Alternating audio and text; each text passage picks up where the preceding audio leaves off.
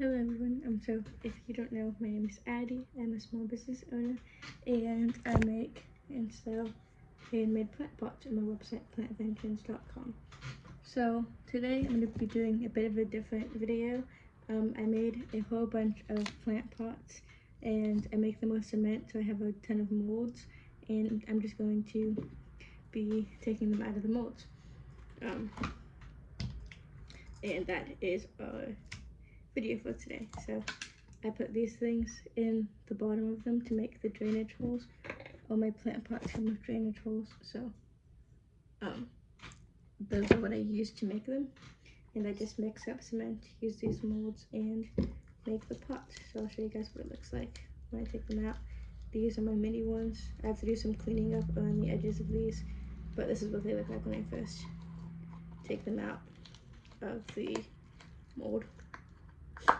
So I still gotta push the drainage hole through, and then I gotta clean up the bottom.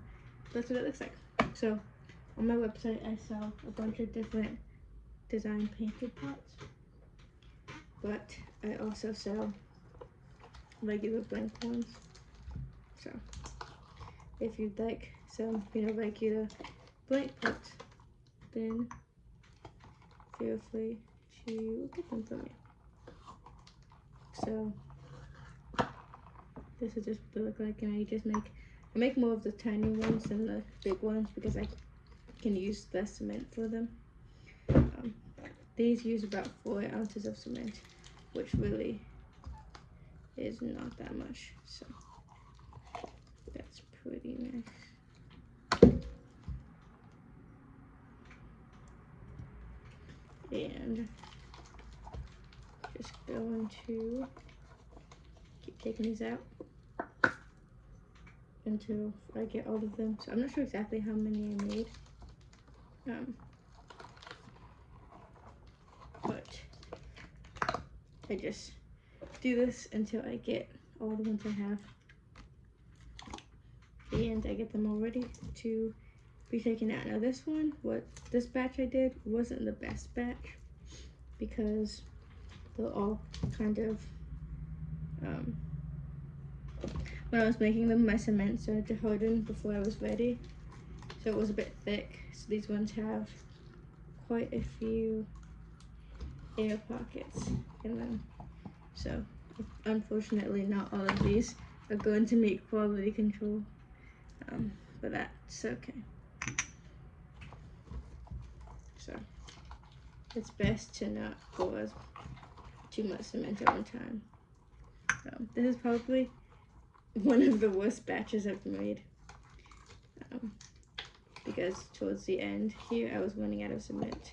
So you can see, like this one, see, like half of it didn't even mold.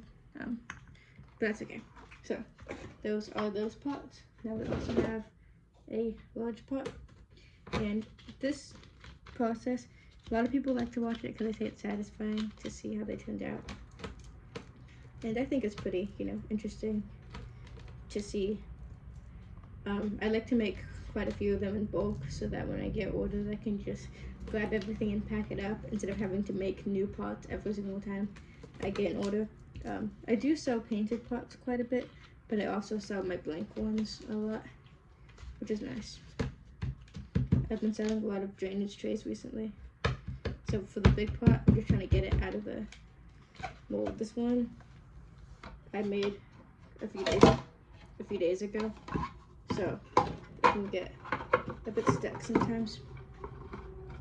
This is just like one of those processes that's kind of inevitable. Like, it's just something that has to happen.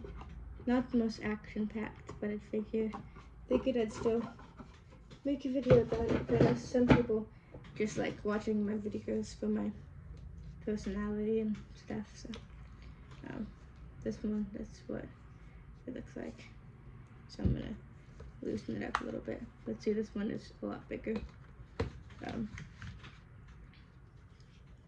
So this one is a square pot, so it's pretty cool. That's what it looks like.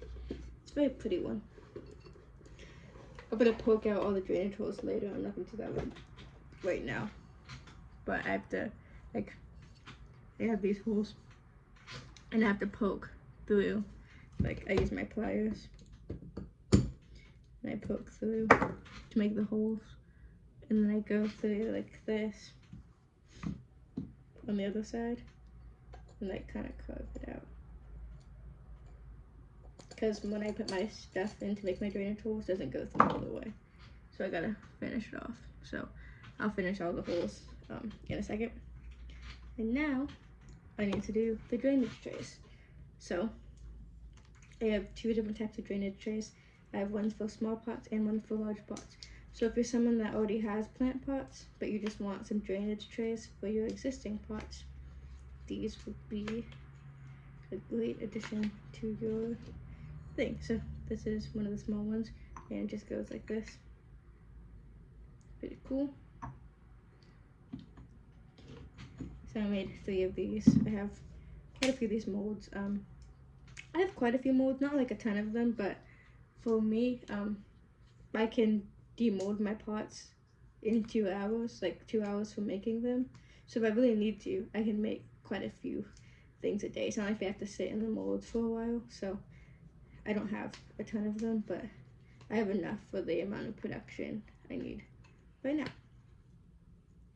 So this is the next drainage tray, just another one of these small sort of flower shaped ones. And these ones tend to do really well. People like these ones a lot, which I understand why, because they look pretty nice.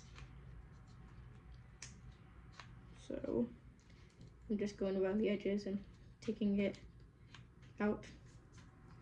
And the thing I like about using cement for my material is, 1, it has this beautiful color to it, and 2, it is extremely sturdy. It's a bit fragile during shipping because it doesn't have like compression strength, I think. Basically if something hits it or squeezes it, it's prone to cracking. But I just ship my stuff with a bunch of biodegradable packing peanuts, and I haven't had any problems with breakage in a long time, which is always nice. So yeah, that's just my material choice. I also like it because it's not a super expensive material. For me, most of my products, the actual cost of the product comes in, 1, for shipping, because obviously this stuff is kind of heavy, so shipping can be kind of expensive, but also for like, one of the big expenses for the stuff is the actual time it takes to make it. Like when I make my handmade pots, I do the 3D texturing myself and the painting myself, which is not, it doesn't take like a second to do. It can take more than 1 second to do.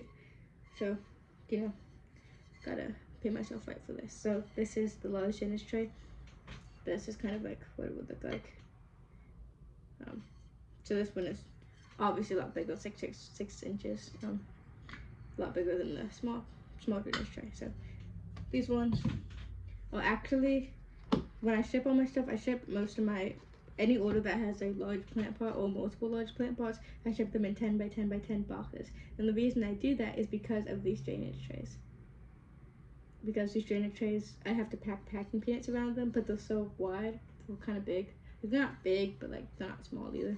So I have to make sure I have enough room to accurately pack everything in there.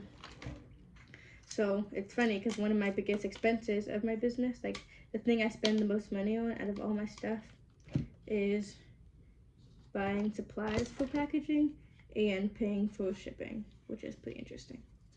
So yeah, this is the last tray. I'm almost done with it. And I will show you guys what it looks like when I get it out. So yeah, it's not like a super time consuming process. It's just, like I said, kind of a boring one. Because once I finish demolding all of these, then I have to put all of the molds back where I keep them in my drawer. And then I have to clean all the cement drips, the drips from when I was pouring everything off my table. So it has a little bit of overpour, this one, but nothing crazy, just a tiny bit of it. So that's what it looks like. These ones have this interesting marble design to them. So these are my little dinner trays that I made for today. And I also have these, but I can demold these after the video. So, thank you so much for watching. Have an amazing day. If you'd like to get any plant pots from me, make sure to check out my website, plantinventions.com. Have an amazing day. Bye.